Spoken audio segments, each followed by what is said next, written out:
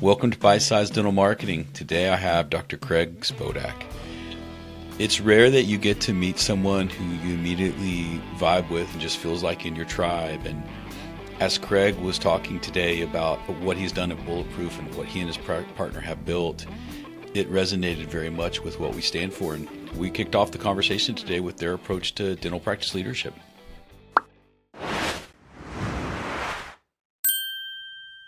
At Bulletproof, we don't really love the idea that that there's this one-size-fits-all approach to dental consulting. Dentistry is a beautiful profession that it can express exactly what the practitioner wants, and there's a very one-size-fits-none approach. Dropping the insurance and stuff like that. There's so many different models. We find dentists that want to expand their practices and go to multi-location or maybe exit the chair because their body's hurting them. And they sign up with Acme Consulting, and Acme Consulting tells them like, hey, drop all your insurances, which is fine if you want to maximize the value of each patient that you particularly serve. But if your model is expansion minded, you may want to not shut the front door. So, and also the sales pressure in dentistry is a little disheartening. There's a lot of dentists that are out there trying to rack up multiple locations so that they can sell. When you talk about that one size fit all, we see it in marketing all the time. Where are you, as a dentist, where are you seeing it the most? Is it there, just the trying to grow a sellable entity, or is it something different? So unfortunately, most dentists don't know what they want, and they've actually just hijacked someone else's idea of what they were told. There's a lot of industry pressure, whether that comes from supply houses or just the narrative in dentistry that you must do this and this and this. So, at Bulletproof, we wind up like catching these people later on in their career. We've taken 200 people through our mastermind. We've done 8 summits with a couple thousand people. And there's this recurring theme of this dentist that pursued a plan, a business plan, a vision for what they wanted. They got that, and they're really unfulfilled and unhappy. And the disheartening thing is that in dentistry, we're leading in all the wrong categories: depression, divorce, drug abuse, burnout. When you look at the polls on Facebook that are pretty, fairly large sample sizes, the overwhelming percentage of dentists are not happy with where they are economically, fulfillment-wise. Their body's hurting them. They were coached or told to open up their own practices. We didn't get a single minute of business training, a single minute of leadership training. And just because we're a dentist, the team is kind of circling around us that we're the expert of all domains. And if we're being honest, we just have to kind of fake it till we make it. And it leads dentists to unfortunately, a well-worn path of unfulfillment. It's funny you talk about that. There was a year that Andre and I, my partner, I want to say about 40% of our revenue was private equity backed DSOs. And man, it's miserable. And I'm sure they're fine. I'm not anti DSO, just like I'm not anti anything. But it was so hard to market because they would turn over the front desk. They would turn over their admin staff so quickly that you just couldn't get your feet under you as a marketer. And I came in one day and I was really unhappy, Craig. I mean, I was like, look, I'm tired. Like, I don't want to do this anymore. Yeah. We ended up, terminating our engagements with all of our problem accounts, top to bottom. I mean, in one day. And it was scary because we gave up around 36% of our revenue overnight. And, agencies, if you don't know a lot about agencies, I'm not rocking a 50% net profit. It can be pretty lean in a digital agency. And it was so scary, but it was one of the greatest things we ever did because the company had become an albatross around my neck I was no longer free. My time wasn't my own, and it was really tough. I find the same thing, but I have a lot of hope for the DSO.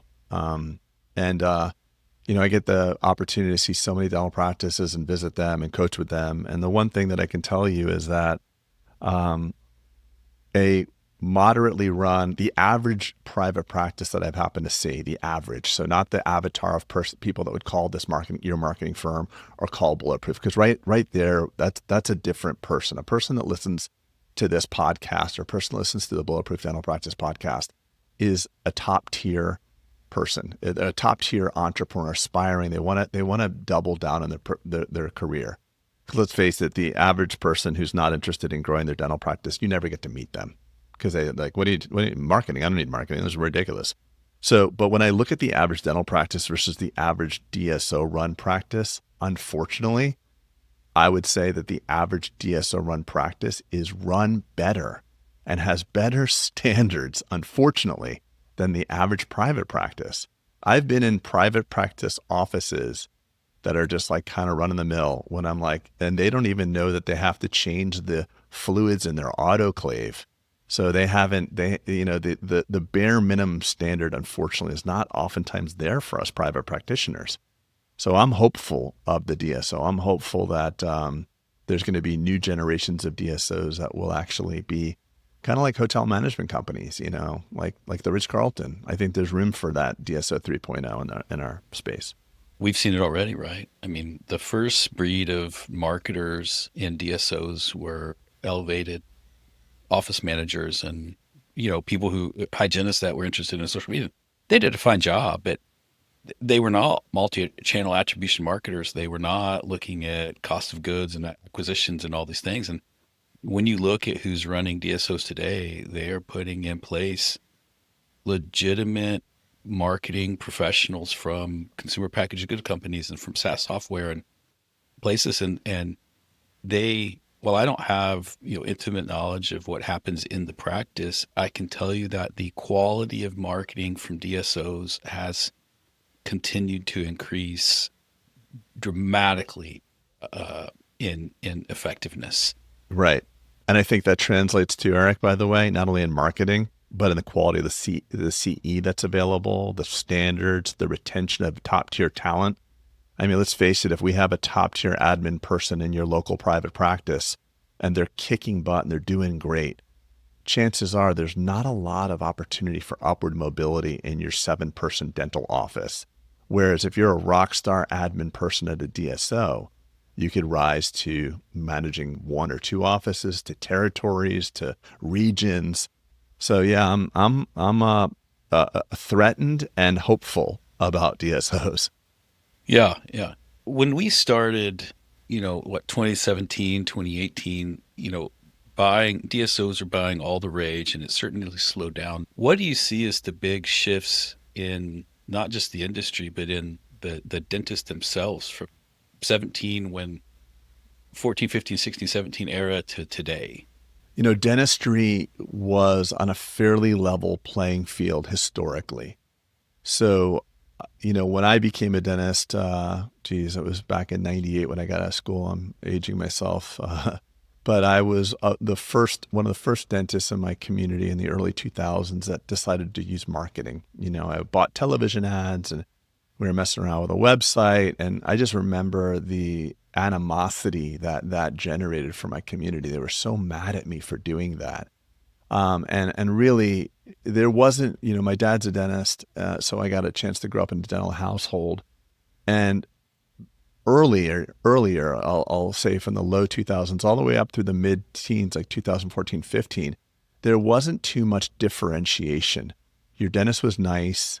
The dentist had a dental chair. There wasn't too much separation in what type of dental chair, but there wasn't much degrees of separation to different service offerings. So, we didn't have scanners per se. We didn't have same-day dentistry wasn't as readily utilized. CEREC was in its early iterations of it. So I think it was more challenging to market the difference. You could market that Dr. Jones really cares or whatever, but there wasn't this massive category separation. And I think over the last 10 years, what we've seen in all industries is this race towards innovation, technology, patient experience. And those who have not embraced that change are disgruntled and left on the sidelines and upset. So I see a lot of dentists that are, not happy, really kind of commoditizing the patient, saying these patients don't really care. And it's so frustrating. And, team doesn't want to work hard and people don't have the same work ethic. And then I see the opposite of the people that are flourishing with like, there's so much opportunity, these are underserved areas, but the commonalities are the people that are willing to invest in their businesses. So business requires investment of time and leadership, of developing your people, investment of technology and infrastructure, making the experience better. And then you have to put that message out. So it's innovation and marketing. You can't just innovate and just hopefully the word catches fire, unless you go viral for a TikTok dance or something. But for us mere mortals, you're going to have to get some horsepower to spread the message. But I think that the separation of services and when I think about the first Starbucks I went to, that was a life-changing experience. I walked in there trying to order a coffee, and they had me using different words I never heard of, grande and cafe, flat white. I didn't even know. I'm like, I just want a damn coffee. But we see what happened with that. So the category expanded because of Starbucks. Or, just thinking back to 10 years ago when I had to take a check into my teller to deposit it. Now I just do it from my phone. So for those dentists that are really resenting the change, it's like, don't resent the change. Just understand the consumer's been trained by all these things and they want to translate that to your dental practice. I know dentists will say, well, my patients don't mind a goopy impression. They don't mind the fact that we're only open 6 hours a day, or they don't mind that they have to call in to confirm their appointment. But if you had to, return your video at Blockbuster and then get hit with a $25 rewind fee, you're going to learn about Netflix pretty quick. Or you're going to find a bank that will allow you to deposit your check with a mobile. They don't miss the teller experience anymore. Is that the biggest barrier to people joining Bulletproof Practice? Is it the abundance mentality that in getting them to the education? So the ethos of what we try to do is that we believe that, yes, dental practices are all a snowflake. And if you want to be like, my father's 84 years old. He's here today doing exams. He's still doing a little bit of work around the office. But if you ask my father, what do you miss the most? He'll tell you that I miss actually doing crowns and working on patients. I really miss the actual dentistry. And God bless him, he's 84 years old. So that was, if I would have met my dad at 27, if he would have been in the Bulletproof ecosystem, I would have said, what do you really want? And he would have probably told me, I love seeing patients. And I would have just doubled down on that. I would have designed a practice that would support that. But there's other dentists that are like, look, I love the dentistry, and don't get me wrong, I love it. But, I'm 45 and my back's starting to hurt. And every time my wife and I take a vacation, for 2 or 3 weeks, I'm never really away because the practice kind of owns me. I feel trapped by it. I just need freedom. I thought I wanted a lot of money. And now that I'm making 100 or 2 or 3, whatever amount of money, I really want time. So that type of avatar of dentist, that's really uniquely suited for the Bulletproof ecosystem, because we can help them build a profitable business that doesn't rely just upon their hands. And, when you have a dental practice and you own that business, but it depends on you to make it run, there's liabilities there. When you go skiing and you hurt your wrist or something, it all hinges on you. So it's an existential threat for the business. And there's a lot of people in our practices that have hitched their wagons onto us, hitched their futures. Our hygienists and our support team have all said, I'm going to work with you. And I think it's kind of incumbent upon a practice owner to build a little bit of resiliency into the business model such that it doesn't depend on you. Now, I've heard you speak in your podcast on culture. How does that overlay with this, hardening of the system and the practice? So culture really is a buzzword for what your leadership is. So if we've all gone into restaurants before and we've met a waitress and said, hey, I'm really confused about the menu. I don't really know what to order here. Do you like the fish or do you like the steak? And the waitress says to you, actually, I've never eaten here before, but I'll be right back. Right? Versus a person, the same waitress, like, oh my God, the fish is amazing. We actually, the chef actually likes to spearfish, and he went off the coast here of Florida and he spearfishes a whole bunch of snapper. And I saw them come in today. It's amazing. I would get the snapper. Steak is great. Don't get me wrong, but I saw him bring in the fish today. So what does that really mean? When I meet a person like that in a restaurant, I'm sure, Eric, you've met people like that. I am so anxious to meet the owner. And every time I meet the owner, I was like, that makes sense now. So leadership is expressed through culture, and culture is really just the vibe you get. You as a marketer, Eric, you can do a phenomenal job for a dental practice. Phenomenal job. You're making the phone ring. It's amazing. And guess what? They fire you. They say, Eric, it's just not working for us, man. It's not working. We're spending all this money with you. And, you're telling me these results are happening. You're like, yeah, let's look at the call data. So you have a tough job because you can be successful in your endeavor and not translate to business for the practice because the practice is dropping the ball. So all the best marketing in the world, if you can't execute when the phone rings and do the job to get the patient in and deliver the experience and help the patient discover the value, they're going to fire you. The worst thing in the world is to spend a bunch of money on marketing and not improve the P&L. Right. But that's not, you don't control that though, is what I'm saying. That's you don't right. control that. You can put the brakes on the car, but if the proper driver doesn't use the brakes, they're going to crash. But it's hard because dentistry, the dentist actually thinks it's all about the dentistry. And yes, I'm not here to tell you that your margins don't matter and a careful treatment plan and conservative treatment is not important, but patients don't understand that. So patients are going to our practices and trying to figure out the perception of value. And how do they do it? They do it by the culture.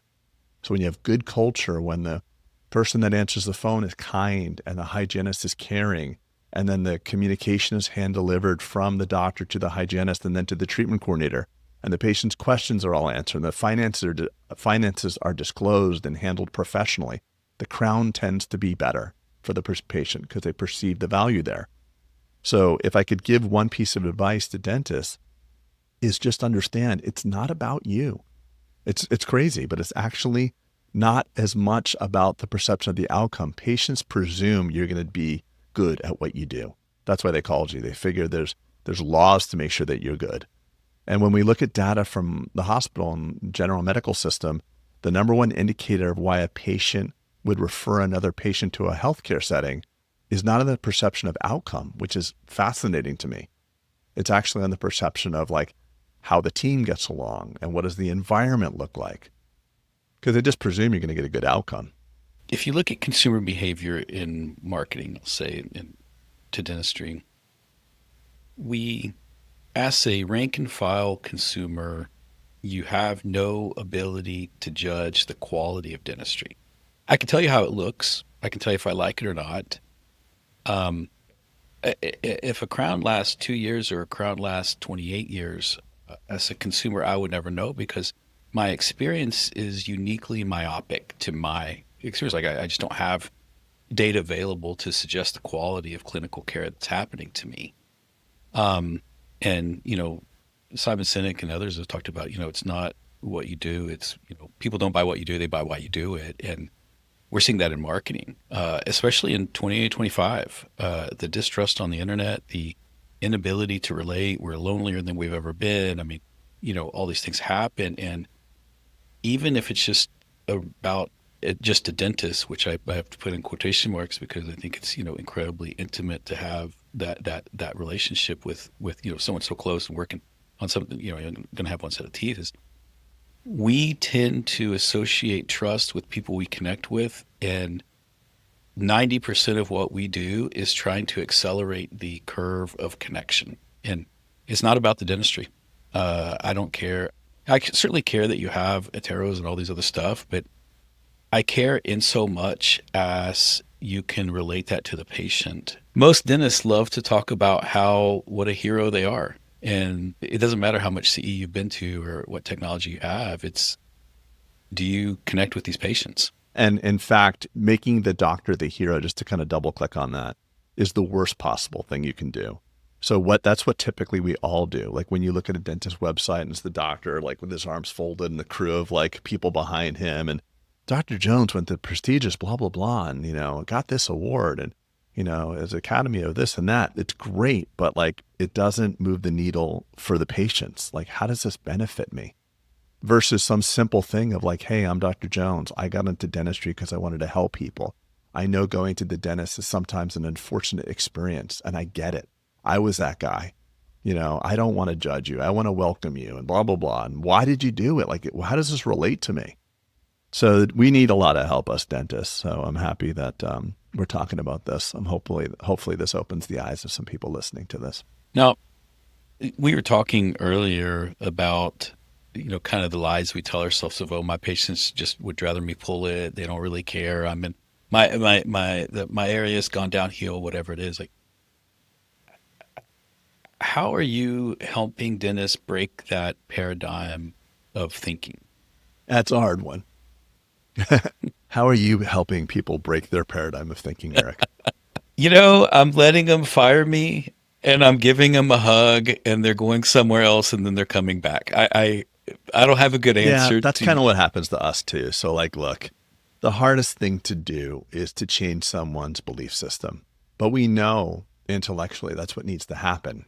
I can give you so many examples, but I remember lecturing for Invisalign. I was faculty for Invisalign, and I went out to this place in southwestern Florida. I don't remember what city I was at. And it was about 10 years ago, 15 years ago. And I was doing a lot of lecturing at that point. I was coming into the cities very quickly and just barely paying attention and winding up at the Ramada or wherever I was. And I remember this one person saying to me like, hey, this is great about Invisalign, but I practice in an area that is blue collar and they don't have the money or the desire to want to straighten their teeth. So in that sentence is a lot, by the way. So, and I think they might have mentioned like they don't care about how they look. Okay. So that's a perfect example. So look at all the presumptions. The first presumption is people don't have the money, right? So I actually asked this person, this is why I realized I had to do my own thing because I can't I have to be honest more than, gentle, I suppose sometimes. But I said, hey, doc, just curious, how far away do you practice from this hotel? They said about 3 miles. I'm like, 3 miles, 3 or 4 miles. I'm like, okay, cool. And I'm like, you know why I'm asking you that? She goes, no, I mean, this is a Ramada. I'm like, yeah, but on the drive in, I noticed there was a Mercedes-Benz dealership and it looked fairly new. And you think Mercedes-Benz just pops in dealerships like randomly, or do you think they do an exhaustive demographic and financial set of research before they plop one of their dealerships? She goes, I'm sure they do that. I'm like, so if Mercedes thought this is a good area, why do you believe it's not a good area? And moreover, the language you're using to your team is saying we practice in a bad area, financially limiting area. So your team cannot exceed the vision and beliefs that the leader has. In other words, getting back to the culture thing, your culture cannot exceed you. You're the rate limiting step. If you're a big thinker and you are a broad and abundant thinker, your team will tend to be more. If you're limiting, they won't go past your limits. You're the rate limiting step. The second thing I said is, are you presenting Invisalign as a cosmetic thing? She said, yes. And this is the time when we're just getting into scanners, but when you show a younger patient that the teeth crowding and the amount of wear on their teeth, 24-year-old girl who says, hey, congratulations, Becky, you have no cavities, no period disease, get out of here. We're not doing the right service for patients because if you can show Becky, that girl that has no cavities and no period disease, you can show that the incisors have worn off a millimeter or two already. And she's 24, so she's only had those incisors for like a decade or 13 years or 14 years. You can prognosticate the wear, or you can show them the wear of what's happening, and putting the teeth in a better position can prevent future dentistry. So the belief system and the language that we use is the most indicative, is the largest predictor of future success. And I've done this so long that I can talk with the dentist for 10 minutes and be like, I got it. I think I got a good idea where to start.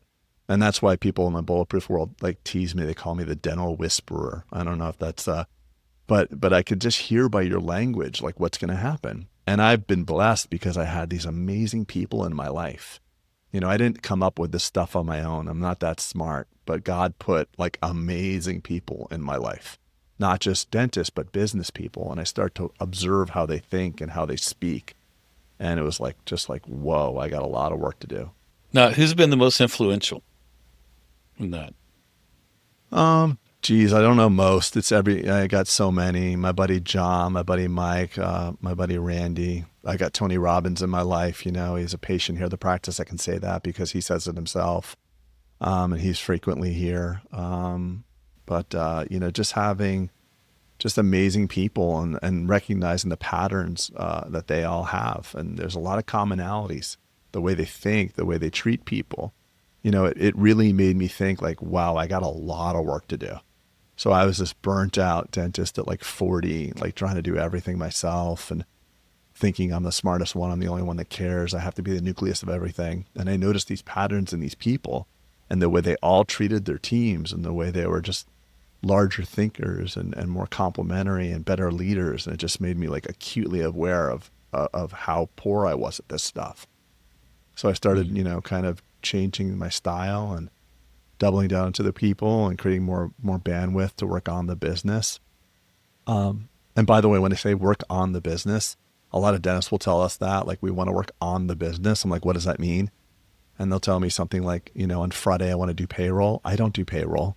That's not working on the business. That's a clerical position. What I mean by working on the business is creating a clear mission, a clear strategy of how we want to get there. And then working with people to help them understand the opportunities that they have where they could fit into this new business plan that we want. When you work on the business, you're really working on the people, and the people will grow the business. But those are the people that I had, that God placed into my life. And there was so many at the same times and so many recurring lessons all happening at the same time. I'm like, okay, this is like divine guidance. I gotta like either call it quits and sell to Acme DSO or figure my crap out. Now, is that when the Bulletproof practice came along? That Yeah. time frame? Yeah. It's a cool story. So Peter was my partner, Peter Bolden, who has 7 practices in Atlanta, unbeknownst to me at the time, because he just reached out to me on Instagram and said, hey, I really like what you're doing. It was actually my birthday. It was August 26th, 2016. He reached out to me and said, hey, I'm just a big fan of what you're doing. If our paths ever connect, let me know. If you're going to be in Atlanta or something like that. And unbeknownst to him, I was I was like observing him and using the marketing company I was using at the time. I was mimicking what he was doing. And then we wound up connecting, and, later on I found out that was a cry for help from Peter because he was in a really bad place. He didn't tell me, at that moment, but he was looking for a dental buddy. And we had so much in common and, so much suffering in our past of doing things improperly and hiring consultants that took us down the wrong path and charged us a lot of money and had poor motives, that were like, hey, we should really do this ourselves. And we wrote a book. The book became an Amazon bestseller, The Bulletproof Dental Practice. I joined his fledgling podcast, which totally sucked until I arrived on it. He had 3 episodes. They were all crap until I showed up. I'm joking. If he ever listens he's not going to listen to me here, but maybe he will. But I joined the podcast, and then he came out and saw me do a speaking event, and he's like, let's do our own thing. And that was 8 years ago. We did our first event. We had like 70 people there at the St. Regis Hotel in Atlanta. And then we just completed our 8th summit at the Ritz-Carlton in Orlando, August 8th and 9th, and it was completely sold out. We had 40 doctors on our waiting list, which is crazy. And the fire marshal said, you can't have any more people in this room. So some of the sponsors had to be out of the room. It was standing room only. So 8 years of toiling, it finally is clicking, and we're transforming the lives of dentists and teams, and I feel super fulfilled. And, like you said, Eric, earlier when we were talking, like I feel kind of called to do it. So if I'm going to go through this miserable time and Peter's going to go through this miserable time, we might as well pave the way for others that wish to learn so they don't have to endure the struggles that we did. It's an interesting time in the internet because when you watch someone's rise, it's often just their highlight reel. And, they never get to the events, personally that led to it. And what I don't tell very often is that, man, I was not in a good place. And that's easy to say, but I had taken a job out in California. My wife and I are from Texas, and it was going to be this dream job, and it was, incredibly painful because I moved my small family out there. We had 2 young girls under 3, and my wife and I have never lived, she had never lived out of Texas. And at the time we needed all the support. And goodness, we were on the precipice of divorce, and we had no family support around us, and we gave up everything to move out here. And it turned out to, I was working for literally, a crazy person. And, we just decided one day that we were going to move home. And, I literally abandoned my job in the craziest word. Like, I just walked away from my job and, uh, uh, everything to just move home one day. Obviously my life's turned around, but that's not the highlight reel that we like to tell when we talk about real change in our lives. And that's the one, you said earlier, if you had one advice to a dentist, when you gave it, I think mine would be as unfun as it is to be truly authentic, not just pretend we're being authentic. That is what your patients want, and that is what your team wants, because it is incredibly lonely to run an organization and not have someone to do it with. Oh yeah. Yeah, we're unabashedly authentic. The breakdowns are in the book, in every podcast, in every summit. No, I'm a completely open book. You're doing a disservice to fellow colleagues and frankly to humanity to whitewash your struggles, because the suffering that it compounds is, number one, just it's completely untrue. The commonality I have in all these great people that have mentored me was, massive failure.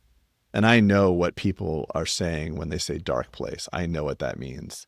And my goal is, if you're in that dark place, don't do it alone. Get a group. It doesn't have to be Bulletproof. It could be YPO, or it could be an entrepreneurial, or grab one of your entrepreneurial friends or patients and take them out to lunch.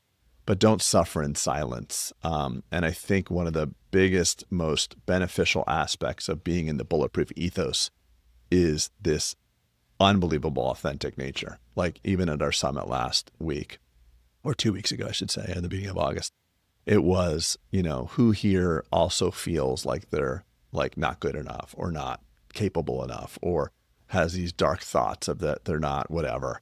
And I'm like, look around the room, hey guys, we're in human school. This is what being a human being is. It's this feelings of being a fraud. And frankly, I got up on the 8th summit. Peter and I, before we get on stage, we kind of like just have a prayer or whatever that, just to give us this, the capability to help the people. That's the net, if everyone there takes one thing and implements one thing that improves their life, that's a massive success for me. But I also have a little voice in my head, and Peter had it too. This was our biggest summit. There's like 450 people. There's hundreds of, there was massive amounts of money spent and time taken away from families, and we don't take it lightly. And we're like, for a millisecond, like, are we going to be okay here? Are we a fraud? And it's like, no, we're here to help people. And it's not about me. It's not about whether you like me or not like me. I've got, thousands of people that have been transformed by the teachings that we've had, and I got my ass kicked learning it. So frankly, if I could help somebody, or even if we plant a seed, even if this podcast is just planting a seed for somebody that's like, I'm going to tune into this thing, but I'm in a dark place. This is not for me. I don't like Eric, and I sure as hell don't like Spodak, but I'm going to listen to this thing. And you and I have just planted a seed, and that seed may take years to grow. It's still a noble endeavor. And I think that it doesn't matter what it manifests immediately. If you don't hang this up or you put this podcast down and make immediate changes, it doesn't matter. But if this podcast grows and you listen to it again or something else, or you pull it up again, or you find some words that either Eric or I said and it plants something in you, that's just goodness. And, you can do really well in life by doing good. I know it's cliche, but it's just really cool. And Eric, in the limited time we spent together, I can hear that and feel that in your voice, that you have this alignment to help people and to serve people. And that's really kind of the secret, honestly. Get out of your own way, give more, serve your patients, serve your team, go to your team and be like, hey guys, I'm sorry if I'm blah, blah, blah. I got no leadership training. I'm just doing the best I can. I'm scared. I need help. I'm a dentist. I'm a damn good dentist, but I don't know how to run a business. Help me. What do you guys see that we could do better? That would be magic for your practice. Your office manager might tell you something like they tell me, like, actually, it's better when you're not around. Well, thank you for telling me. Go to your ranch, go hang out, do something else. I'm like, okay, cool. I'll do, yeah. I mean, I always wanted to build an autonomous practice, but it does feel like a little bit of a kick in the teeth when they say we don't need you that much anymore. But it's what I wanted, so it's cool. Study after study after study show the pursuit of happiness in and of itself is not a noble cause. It's, happiness is an outcome of serving something. Yeah. It's an unattended byproduct. It doesn't show up when you chase happiness. It eludes you. When you're at peace or at flow or serving others, it just kind of shows up. It just snuck in when you weren't looking for it. And, yeah, I agree with that. That's cool. And it sucks because had you told 35-year-old me that, or even 40-year-old me that, 45-year-old me, I would have told you to go 45. Yeah, yeah. I would have not understood what you were talking about. And it did. It took me growing this, watching, John Barroso through his evolution and he sold his practice to Heather Majors. And it took me witnessing other people going through this journey to really define my own. And that's part of it too, by the way, Eric. That's totally part of it. Like you couldn't, like if I could go surgically remove the trauma and the struggle and those years of you eating glass and just hand you this place that you are in right now, you wouldn't want it. So it's like, the struggle's good for you, but just know that we all went through it. The suffering comes in and it'll be like, well, geez, if I had what Craig had or Eric had, yeah, of course. No one would really want my last 20 years. I don't even want my last 20 years. It was good for me, but it's the same thing with the kids. I have two children, 16 and 13. And, and my daughter yesterday, 16 years old, was going through something. I said, listen, this is a breakdown. And I said to her name's Sage, I'm like, Sage, this is breakdown, but breakdown always precedes breakthrough.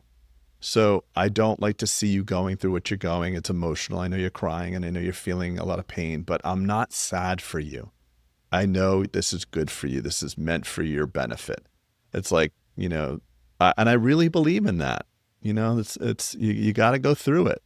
So for those that are suffering, if we have the random sampling of dentists that are listening to us, there's 40 to 60% that are really not happy, Eric, right now.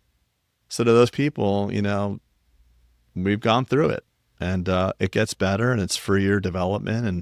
And, I have a feeling that you'll find your way and there's places that you can grow and there's great entrepreneurial groups to get in, but watch your group too.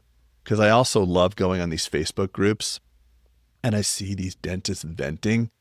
I just like to look at it cause it's like touching the hot plate that everybody tells you shouldn't touch. And there's a lot of dialogue out there that's really caustic and toxic. Get out of that group. I believe it that you are an average of the 5 people you spend the most time around, and you've got to improve that. And that's so hard to say because they're my friends and they get me, and yeah, they may get you, but that doesn't mean it's healthy. I think the other thing that I've really had to learn is because the first iteration of me and starting a company was very clumsy. I was constantly trying to catch the cool thing or like pivot to what I think it was. And, you just can't, at some point, you have to know what you want, and you have to be able to articulate your own happiness. And once you articulate your own happiness, you cannot forget in the darkness what you knew to be true in the light. And, that is such a complicated thing because we feel in our dark times, we need to pivot. In reality, we just, have to remember who we are, and it's tough. Yeah, it's very hard. That's probably the hardest thing, to figure out what you really want. I was fortunate to have written that down in 2008. Like this really, I had a person in my life named Michelle, and she was working in my office, and she's like, what's your plan? What do you want to do? And, she really guided me to write it all down.